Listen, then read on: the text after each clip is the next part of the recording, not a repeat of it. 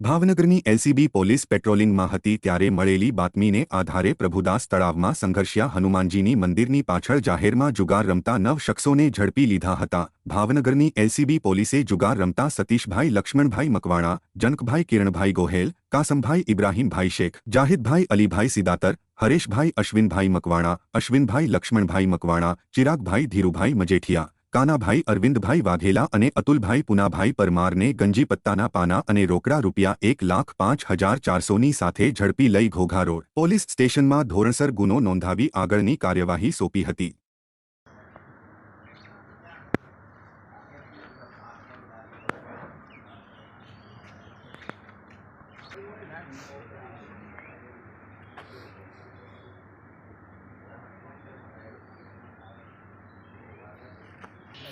ऊपर ऊपर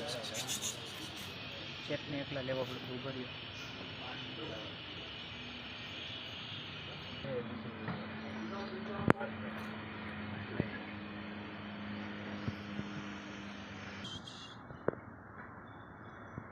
जो